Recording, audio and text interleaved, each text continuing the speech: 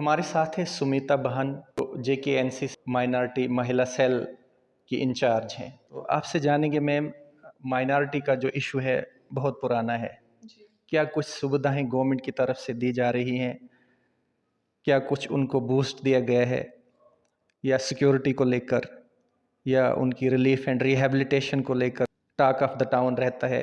लेकिन ऐसा हम देख रहे हैं कि पॉलिटिकल माइलेज के लिए कश्मीरी पंडित्स को, जो हमारे भाई बहन हैं, मिसयूज़ किया जाता है। कभी वोट बैंक बनाया जाता है, कभी राजनीति की जाती है। क्या कुछ बताएंगे JKNC का स्टैंड, और आप जो कर रहे हैं उनके लिए, जो डिप्राइव किए जा रहे हैं वो फंडामेंटल राइट्स से, और ट्रांसफ़र पॉलिसी भी अभी तक कहीं भी नहीं है। जी, सबसे पहले तो JKNC की तरफ से, जैसे कि हमारा जिस टाइम पे कांग्रेस की यूपीए की सरकार थी, उस टाइम पे जो पैकेजेस दिए गए थे उनको 2008 में, 2010 में इनको पैकेजेस गए थे। जब से फिर भाजपा की सरकार आई, कोई पैकेज नहीं निकला, कहीं बच्चे सेटल नहीं हो रहे हैं। वो भी उस टाइम पे जब सेंटर में कांग्रेस की सरकार थी और स्टेट में हमारी सरकार थी। ये उस टाइम पे हमारी तरफ से उनको फैसिलिटीज़ दी कि नए गवर्नमेंट क्वार्टर्स बनाए गए थे। नया उनको फिर से एक छोटी-सी जगह से उठा के, आप देख देख आपने भी देखा होगा, जैसे कि मुट्ठी में एक छोटे से क्वार्टर्स होते थे, उनमें रहते थे लोग, इतनी मुश्किलों में रहते थे। 90 का दशक तो आपको भी याद ही होगा, कितनी मुश्किलों से स्टैंड हुए थे। हमारे साथ क्या हुआ था, हमारी कम्युनिटी के साथ क्या हुआ था। उस टाइम पे भी हमारी नेशनल कॉन्फ्रेंस पार्टी जो है, हमारी तंज़ीम जो है, इनके लिए उन्होंने उस टाइम पे भी उस छोटी-छोटी जगहों से उठा के इनको अच्छे फ्लैट्स प्रोवाइड करवाए।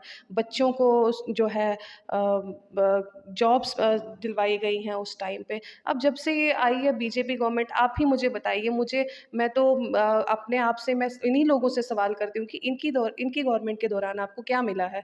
इतने वादे किए गए, जब 2014 में मोदी जी आए थे, उन्होंने हमारे बात करी थी, हमारे रिलेटेड बात करी थी, कश्मीरी पंडित्स के रिलेटेड बात की थी। लेकिन जो भी उन्होंने बात की, वो उन पे खड़े नहीं उतरे। कोई भी वादा उनका पूरा नहीं हुआ। अमित शाह जी वहाँ पे जब पार्लियामेंट सेशन होता है, उन्होंने बोल दिया कि हाँ, ये हमारा संकल्प जो है पूरा हो गया। तो क्या 6000 पोस्टों में ही संकल्प पूरा हो गया? क्या 6 ही हज़ार हमारे बच्चे हैं वहाँ पे, जो कि इनका संकल्प पूरा हो गया? जो हमारे ओवर एज हैं, जो हमारी लड़कियाँ हैं, जो हमारी लड़कियाँ कुटुंब से बाहर गई हैं, क्या उन्होंने माइग्रेशन नहीं देखी है? उनके लिए क्या सोचा है इन लोगों ने? ये तो बोलते हैं बेटी बचाओ, बेटी पढ़ाओ, बेटी बढ़ाओ, आगे बोलते हैं ना, उन लड़कियों के लिए क्या विचार रखे हैं उन लोगों ने? जो जो हमारे अभी नौजवान घूम रहे हैं बिना क्या कहते हैं इसको, बिना नौकरी के घूम रहे हैं। और सबसे बड़ी बात कि अब अगर नौकरी भी नहीं है, रिलीफ 13,000 दे रहे हैं आपको एक फैमिली में। आप ही बताइए मुझे कि 13,000 रुपए में कैसे फैमिली चल सकती है एक? ये लोग बोलते हैं कि हमने इनका संकल्प पूरा कर दिया, हमारी तरफ से फैसिलिटीज़ प्रोवाइड करी हैं। आप वहाँ पे जाइए, आप ग्राउंड लेवल में देखिए कि अभी हालत क्या है। आज तो दवाइयों का खर्चा इतना है और बच्चों का खर्चा इतना है कि 13,000 में फैमिलीज़ नहीं चलती हैं। तो इन्हीं लोगों से मैं पूछना चाहती हूँ कि हमारे फ्यूचर के लिए, हमारी बेटरमेंट के लिए आप लोगों ने क्या स्ट्रैटेजीज़ बनाई हुई हैं? तो ये है। और दूसरी बात, यहाँ पे आज आए गए दिन अभी देखिए इलेक्शंस आ रहे हैं, कितनी बार हम लोगों ने एम फॉर्म भरा होगा, कितनी बार लोगों की भीड़ लगी है वहाँ पे। एम फॉर्म जब भी इलेक्शन आते हैं, M form, M form, M form. क्या जिन्होंने एम फॉर्म भरा है वो कहीं पे नहीं है, उनका स्टैंड कर रहा है उनका फॉर्म? क्यों हमें बार-बार एम फॉर्म भरना यहाँ पे बूढ़े-बुज़ुर्ग हैं, वो भी जाते हैं एम फॉर्म भरने के लिए, किस लिए जाते हैं? जब किसी ने एक बार एम फॉर्म भर दिया है, तो बार-बार हमें एम फॉर्म भरने की ज़रूरत क्या है उस चीज़ के लिए? बार अब दूसरी चीज़ है, वहाँ पर आप देखिए जगती टाउनशिप में जाइए, वहाँ पे उन्होंने इतना लोगों पे इतना सितम ढाया हुआ है, वहाँ पे उनकी तोड़-फोड़ करी जा रही है, वहाँ पे सब कुछ हटा दिया गया है इनकी गवर्नमेंट की तरफ से, कि आधे लोगों को नोटिस पहुँचा गया है, आधे लोगों को आधे लोगों की दुकानें तोड़ी गई हैं, आधों की तोड़ी जाएगी। तो इनके लिए, इनको क्या, इनका जो इनको घर चलाने का जो है, उनके लिए सहारा क्या है इनके पास? उनका भी कोई सॉल्यूशन होना चाहिए। कोई हो कुछ ऐसा प्रावधान रखिए उनके लिए कि नहीं, इससे नहीं, यहाँ से उठकर थोड़ा-सा और भी जाके कहीं पे ये कमा सके, अपना रोज़ी-रोटी चला सके। डबल इंजन सरकार की तरफ से तो दावे जुमले बहुत आते हैं कि जी हमने ट्रांसफ़र पॉलिसी लाई है, हमने एम्प्लॉयमेंट जनरेशन प्रोग्राम जो है वो योजना बनाई है, कश्मीरी पंडित्स की घर वापसी कर रहे हैं हम। अभी आपने ये कमर्शियल स्ट्रक्चर्स की डिमोलिशन की बात की, वो भी तोड़ रहे हैं। कैसे वो अपना सस्टेनेंस करेंगे? कैसे वो अपनी फैमिली का लिवलीहुड सस्टेन करेंगे? ये तो बड़ा निराशाजनक चिंता का विषय है कि एक ह्यूमन राइट्स वायलेशन है, और ऊपर से सिक्योरिटी थ्रेट्स भी हैं, टारगेट किलिंग्स हैं। ये 370 के बाद, आफ्टर द डाइल्यूशन ऑफ 370, कहते थे कि हमने जी सब कुछ यहाँ पे नॉर्मल कर दिया है, नॉर्मेलसी लाई है, सब यहाँ से अच्छे से जी रहे हैं। तो क्या ये ग्राउंड पे कुछ है नहीं है और ये मीडिया में दिखाते कुछ और है? और सबसे बड़ी काजुअलिटी ये है कि मीडिया भी आज जो है वो, जिसको फोर्थ पिलर ऑफ डेमोक्रेसी कहा जाता है, वो भी एक तरफ जा रहा है, पेड मीडिया हो चुका है और इन्फ्लुएंस, पॉलिटिकल इन्फ्लुएंस से चल रहा है। और इसका इम्पैक्ट जो है वो समाज में और जम्मू कश्मीर में क्या इम्प्लीकेशंस होंगे मैम? देखिए, जहाँ तक आपने बोली कि रिहैब करने की बात है, अगर रिहैब ही हुआ होता, जैसे कि डबल इंजन की सरकार आप कह रहे हैं, अगर रिहैब ही होता तो आपको क्या यहाँ पे कश्मीरी पंडित दिखाई देते? अगर यहाँ पे कश्मीरी पंडित अभी दिखाई दे रहे हैं, इसका मतलब तो रिहैब नहीं हुआ है ना। और अगर ये लोग वहाँ पे बोल रहे हैं कि हाँ हाँ, हम वहाँ पे ऐसा कर रहे हैं, जॉब्स मिल रही हैं, ये मिल रही है, जॉब्स मिल रही हैं, टारगेट किलिंग्स हो रही हैं। हमारे एक लास्ट जो राहुल भट्ट शहीद हुए हैं उसमें, आप बताइए मुझे कि हमारे पास सिक्योरिटी कहाँ से है? अगर हम घर से बाहर निकलते हैं, हमें खुद भी नहीं पता उसको, उस जो हमारे राहुल भट्ट जो थे, उन्हें तो जाके कुर्सी पे मारा गया है। तो अगर ये यहाँ पे इतना दावे कर रहे हैं, तो ज़मीनी हकीकत पे हमें दिखाइए ना दावे कहाँ हैं उनके। You have been active lady for the rights of the Kashmir displaced Kashmiri people. और क्या JKNC का स्टैंड रहेगा to restore their fundamental rights, और जो अच्छे से अपना गुजर बसर वो कर सकें, अपने घर वापसी करें? क्या स्टैंड रहेगा JKNC का, जो आपने कहा कि हमेशा हमारे साथ रही है जब से आप स्ट्रगल कर रहे हो? देखिए, जेकेएनसी का स्टैंड देखिए शुरुआत से ही है, क्योंकि कोई बाहर का बंदा, कोई भी बाहर से अगर कोई आता है, उसको हमारी हकीकत नहीं पता है। हम क्या थे, हमारे साथ क्या हुआ, हमारे आगे क्या हो रहा है, वो सब नहीं पता उसे। लेकिन मेन स्ट्रीम मीडिया में तो कुछ और मैम दिखाया जाता है, जो बहुत ही एक ट्रेजेडी है। दिखाया कुछ और जाता है, बिल्कुल, जैसे कि आजकल आपने बोला कि अभी मीडिया भी बिक चुकी है, ये मीडिया वालों को भी अपने इशारे पे नचाते हैं। अगर जो दिखाया जा रहा है वो आप ज़मीनी हकीकत पे दिखाइए ना हमें कहाँ पे है। आप वहाँ पे जाइए, जो ये दावे करते हैं कि सब कुछ हमने चेंज कर दिया है, सब कुछ खुशहाली आ चुकी है। आप जाइए, वहाँ देखिए हालत कितनी बुरी है लोगों की, वो रो रहे हैं आजकल। ओवर एज वाले जो हैं वो बेचारे बाहर मज़दूरी करने के लिए तैयार हैं, उनका भी तो सोचिए कुछ। बिल्कुल ma'am, they are at the verge of starvation and death, क्योंकि बहुत ही खस्ता हालत है जहां उनको कैंप्स दिए गए हैं। और वहां की अगर ग्राउंड ज़ीरो की कंडीशन देखी जाए तो बहुत ही ट्रेजिक है। बहुत ही, अभी मैं हाल ही में मैं वहाँ से आई हूँ। अगर आप मेरे साथ चलिए, मैं तो बोलती हूँ, मैं इनवाइट करती हूँ इन लोगों को, मीडिया को, आप चलिए, ज़मीनी हकीकत दिखाइए। लोग बोलते हैं कि अगर हमें दवाई खानी है तो दवाई के लिए भी पैसा नहीं है। ये हमारे मोदी साहब की जो गवर्नमेंट है और जो होम मिनिस्टर साहब अमित शाह जी का जो संकल्प है, ये पूरा हुआ है कि लोगों के पास दवाई खाने के लिए आज पैसा नहीं है। ये है इनका इनका डबल इंजन की सरकार, ये है, ये हमारी एडमिनिस्ट्रेशन हम पे ध्यान दे रही है। जतिन भट्ट सर भी आ चुके हैं, वाइस चेयरमैन है माइनॉरिटी से। ये कश्मीरी पंडित्स के लिए जो काम कर रहे हैं उनको डिप्राइव किया जा रहा है, और ये एक टॉक ऑफ द टाउन भी है कि पॉलिटिकल माइलेज भी होती है इन विचारों पे और राजनीति भी होती है। तो सर, क्या JKNC की तरफ से स्टैंड रहेगा? डबल इंजन सरकार तो टोटल रिग्रेट फेलियर है to restore the fundamental rights of the Kashmiri pandits.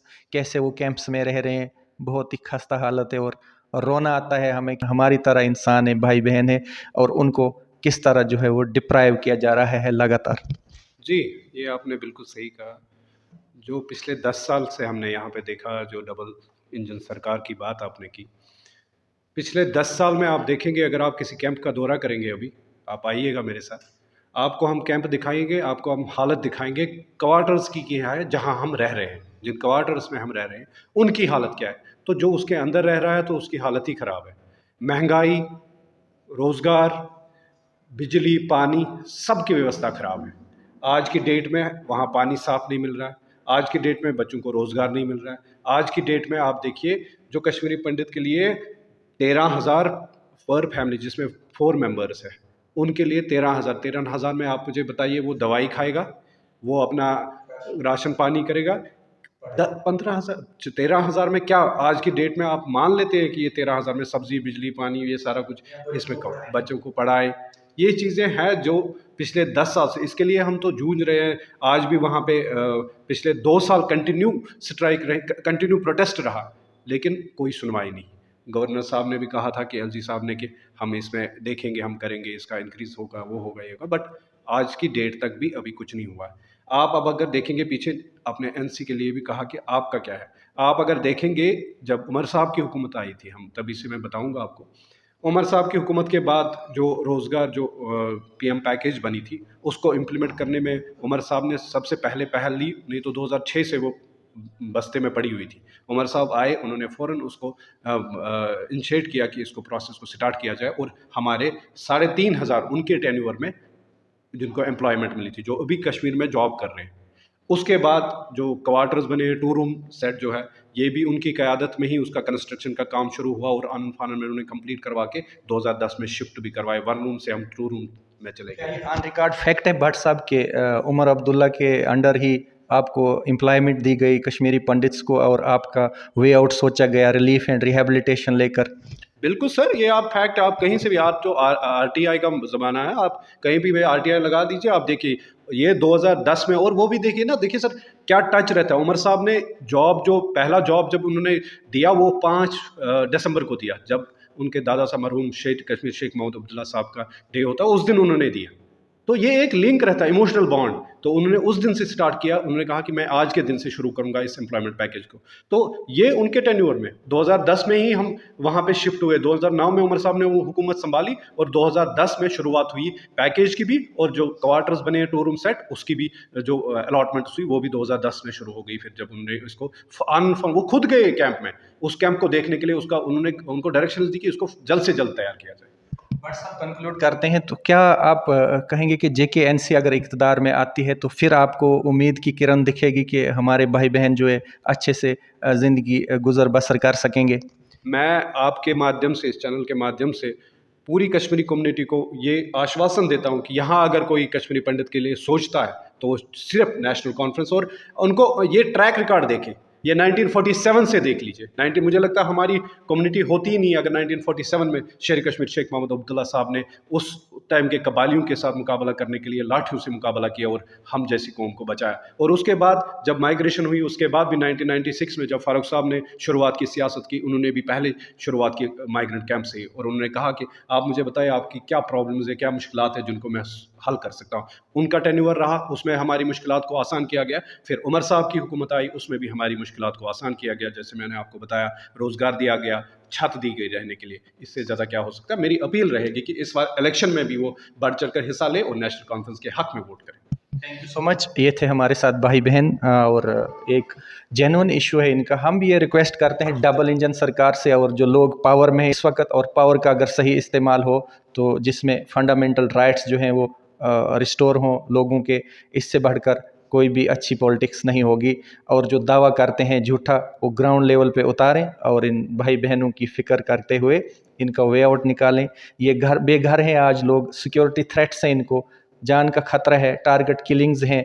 और डाइल्यूशन ऑफ 370 के बाद जो सरकार के दावे किए गए केंद्र सरकार के कि हम जी इनको रिलीफ एंड रिहेबिलिटेशन देंगे, हम इनकलाब लाएंगे, लेकिन ग्राउंड पे कुछ नहीं है। आज ये मजबूर हैं, और इट्स वेरी ट्रेजिक और unfortunate that main stream media भी खामोश है, और यहाँ के जो लीडिंग न्यूज़पेपर्स हैं उनमें बहुत ही कम इनकी खबर छपती है कि ये खाते कैसे हैं कैंप्स में, पीते कैसे हैं, सोते कैसे, इनके बच्चे कैसे पढ़ते हैं, और हेल्थ मेंटेनेंस क्या है वहाँ पे, एजुकेशन स्तर क्या है।